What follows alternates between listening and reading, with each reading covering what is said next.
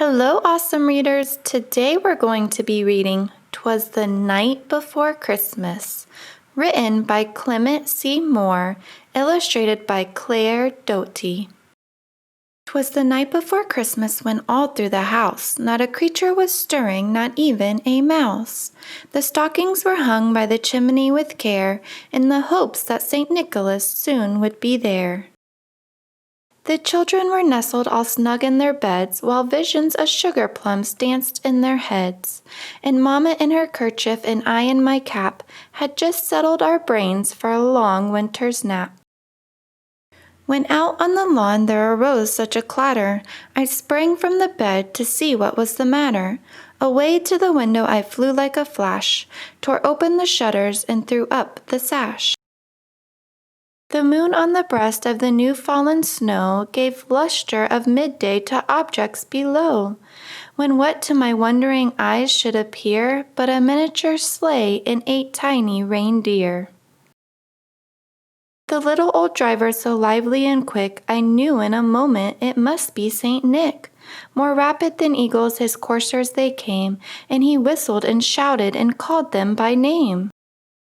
Now Dasher, now Dancer, now Prancer and Vixen, on Comet, on Cupid, on Donner and Blitzen, to the top of the porch, to the top of the wall, now dash away, dash away, dash away all. As dry leaves that before the hurricane fly, they meet with an obstacle, mount to the sky. So up to the housetop the coursers they flew, with a sleigh full of toys and St. Nicholas too. And then in a twinkling I heard on the roof the prancing and pawing of each little hoof. As I drew in my head and was turning around, down the chimney St. Nicholas came with a bound. He was all dressed in fur from his head to his foot, his clothes were all tarnished with ashes and soot. A bundle of toys he had flung on his back, he looked like a peddler just opening his pack. His eyes, how they twinkled, his dimples how merry, his cheeks were like roses, his nose like a cherry. His droll little mouth was drawn up like a bow, and the beard of his chin was as white as the snow. He had a broad face and a little round belly that shook when he laughed like a bowl full of jelly. He was chubby and plump, a right jolly old elf, and I laughed when I saw him in spite of myself. A wink of his eye and a twist of his head soon gave me to know I had nothing to dread.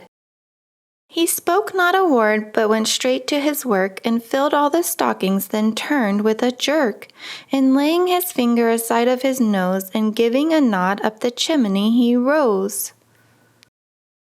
He sprang to his sleigh, to his team gave a whistle, and away they all flew like the down of a thistle.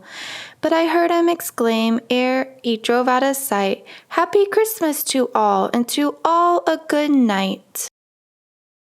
The end. Thank you so much for reading with me. If you enjoyed, please like and subscribe so that we can read together again.